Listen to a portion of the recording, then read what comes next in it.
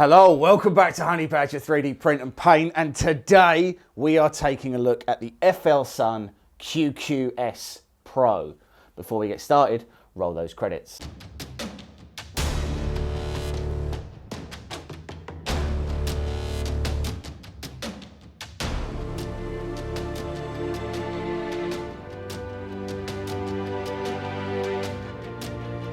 Okay, deltas. So deltas are amongst the coolest to watch 3D printers. They are excellent at circles because they have three motors that work in tandem to produce a single parallel motion. So they sometimes struggle a little bit with corners, but they're fantastic at doing circles. When you're working with a regular Cartesian is always a combination of moving X and Y. So if you think about it of zooming in on a really low resolution picture, you see the pixels that sort of start to form, and this kind of works much better than that. This would smooth out those pixels, so it could always do those circular lines. Let's talk spec. So this has a 32-bit mainboard in it, which is the upgrade, and pretty much, as far as I can tell, one of the only upgrades that that exist between the QQS and the QQS-Pro. It's 269 English pounds on Amazon at the moment.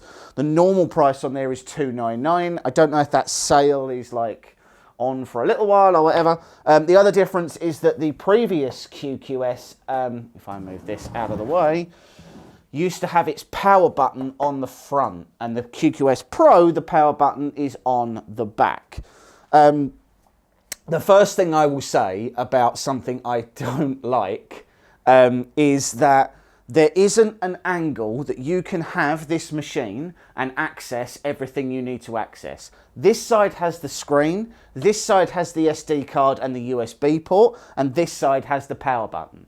So regardless of whichever way you put this on your bed or on your desk, it's one thing at least, if not two things, are going to be facing the wrong way. So that is a little bit annoying.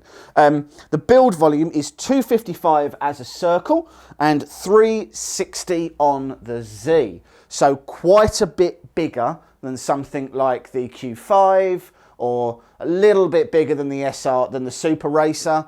Again, not loads, but bigger. It has dual cooling fans, and it also has an auto bed leveling sensor. Now, all deltas need auto bed leveling. You can't adjust the bed. So the way this works is there's a magnet on the back of this. It clips onto there. You plug it in, you run the auto bed level, it goes down and it probes all of its points and everything else, and then you take that off and you stow that away for later. There is a Titan extruder on the top. Very few deltas that actually have a direct drive, which is a shame.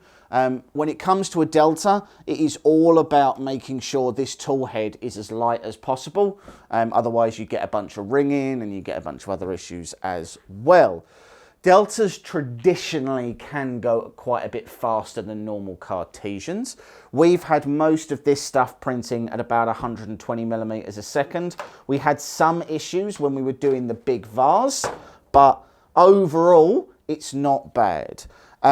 We'll show you some of the prints in a minute. Let me talk about some of the things that I don't particularly like on this, because I think it is important to address some of the concerns. One, it has linear rods. Linear rods, at this point, I do not think anybody should be using linear rods. Prusa have very high quality bearings on theirs. But even if they had just gone for a middle of the road high wind rail, I believe they would have been able to have achieved faster speeds, quieter printing than what they're doing now. That's by the by. Linear rods, not ideal. The frame of this is a touch flimsy. So all that really holds the top to the bottom are the linear rods, which are under mechanical vibration, and these thin aluminium sort of covers, really. Not great. We have two of these. there'll be another video coming up where I Frankenstein the second machine, but that's for another video. This machine has 3 belts on it, one for each of the 3 axes, and we have to replace every single belt on this one because every single belt for this has stretched. On the other Flsun, 2 of the belts had stretched. So we have replaced, out of 6 belts that we have in total, we will have replaced 5 of them. That feels excessive, and that feels like something we shouldn't have had to have done. Admittedly, the 2 we replaced on the other one, we replaced them whilst we were doing the upgrade anyway. We replaced them because they had stretched. And we do not have loads of hours on these machines, right? We've got everything we printed here for the test, and then we've got this, which is the Boba Fett, which is a Boba Fett rocket pack, or a portion of a Boba Fett rocket pack that we are in the process of doing for the cosplay event we'll be attending. Take a look in the video description for a link to that event. So there's probably a few 100 hours on it, but nothing major. Certainly nothing where you should already be having to do maintenance. So the belts were really disappointing. The machine is actually quite loud. For something that's supposed to have silent stepper drivers in it, it's loud. And that's vast majority of that is this has graphite self-lubricating bearings, which basically means it's got not great bearings in it. And those bearings do make a fair chunk of noise. It is what it is, the machine is what it is, and it's the price that it is. So this is about 70 quid more expensive than buying an Ender 3 Pro, or an Ender 3 V2 at least. In fact, it's probably a much similar price to an Ender 3 V2. I can't remember how much the Ender 3 S1 goes for, but it's probably around the same price as that. There is a reality that this machine is still an entry-level machine, and you can't hold it to the same sort of standards as, say, you would expect of a Sidewinder or of a of a Voron or a Rat Rig or something like that. You have to view this in context, right? It is a very nice machine. So let's talk things that I like. The build plate, actually, the adhesion on it is fantastic. The auto leveling is really super easy, like super easy. The rods are pretty sturdy. They don't make too many vibrating noises. The part cooling on this has dual blower fans, and yet, and we will show you the print results in a minute, we're starting to degrade around 50 degrees. So 50-degree overhang is about the best you're going to get out of this machine. And I'll not lie, that's just not great. Like, so most of our machines will do between 60 and 70-degree overhangs before they start to really start to drop off. So that's a little disappointing. The bed heats up really quickly. The nozzle heats up really quickly. The wires, you have to print some little brackets that you can get off of Thingiverse to just clip onto the backs, just to stop those wires, stop the end stop wires from sort of from being in the wrong place. Basically, there's times where they almost get tangled up in these sort of carriages that sit on the Z rods. But you know, it is what it is. The UI and everything works pretty well. Everything on it works fine. And if I had to describe the machine, it would be fine. It's fine. It's a 7.5 out of 10, maybe an 8.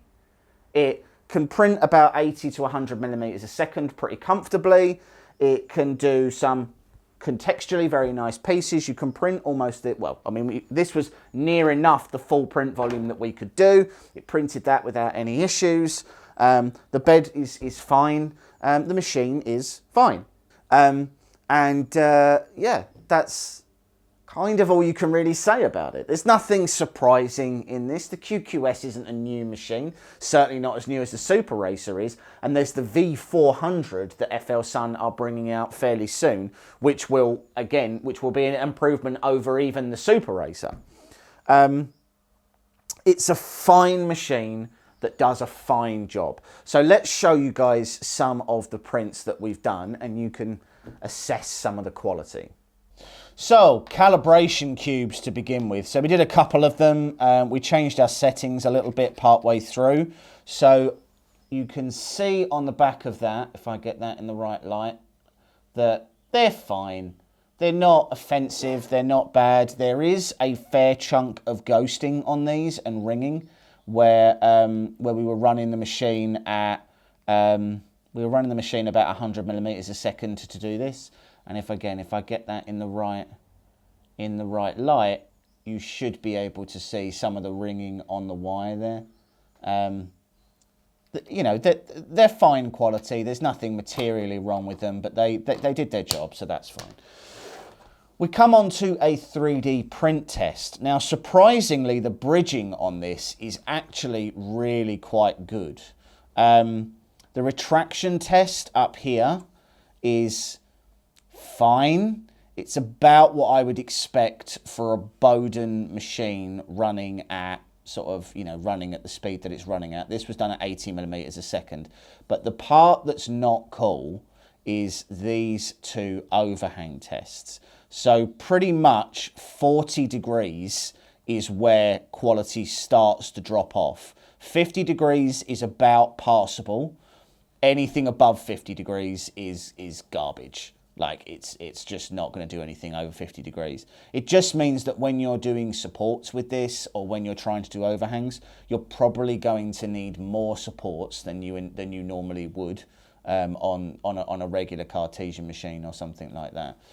And then we've got here the wavy vase. So we quite like doing this. This was done at 130 millimeters a second. It's not perfect by any stretch. The first layer is very, very nice. Okay, that went on very, very nicely. Again, bear in mind that this machine has an auto bed level. It creates a mesh. It does a good job. But the extrusion on this is a little bit uneven. There's a fair amount of blobbing on the side and things like that. This was done in vase mode. And yeah, I would be lying if I said I was wildly impressed with the quality of this vase. It's fine and it's passable and there are no gaps. And I'd rather debate that it probably is watertight. But the surface finish is not what I would like to see on a machine going this sort of speed. So there's that. We then have some more real world applications. So we need to zoom out a little bit on this. So as you can see, so this prints in multiple sections and all of this was done on the Flsun. It's printed pretty nicely. There's still these surface textures and surface artifacts where you've got blobs and places. The overall finish is actually pretty good, but there's definitely some work that will need to go into this to get it looking the way we want it to get the finish that we want. If I was willfully honest, I think this would have probably printed better on, say, the Hornet or on our Focus or something like that, but it wouldn't have printed faster.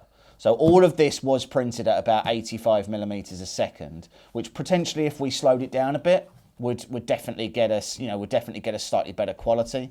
But again, you can see that, I don't know if you can see on the camera, but there are areas here where there are overhangs and the supports just, even with supports, it's just not up to the task. Like the part cooling is just not where it needs to be. I don't know why, because it does have dual blower fans. I don't know if it's just a characteristic of Deltas. We don't normally use Deltas on the channel, so this is sort of our first experience of them. But yeah, so as I say, it printed, it's fine, it's passable. It'll need a little bit of work to get it to where we need it to be, but there's that. So, big question time. What do we score it? So as I said earlier, 7.5, 7.5. I think is pretty much where I'm at. If we played about with it a bit more, and we will do, I'm sure we can get rid of some of the pitting, right? It's a combination of retraction tests and making sure our Z-hop's enabled and everything else. We started with fresh stock profiles in Cura, and we printed everything with a stock profile in Cura. We did not go through and start playing about with settings and really trying to, really trying to get into the nuts and bolts of it, because for the vast majority of people who buy one of these, this may be their first machine. And unsurprisingly, those people will use the basic settings that end up coming with Cura. That's to be expected, right? So, so I would give this a 7.5 out of 10. It has a lot of potential, and we'll release some of that potential on the next video when we do some upgrades to this. But it's got some real potential. It's got some really nice features. The auto bed leveling is great. The speed that this can print at pretty comfortably is really useful to us. It doesn't actually take up a lot of space, bearing in mind the build volume.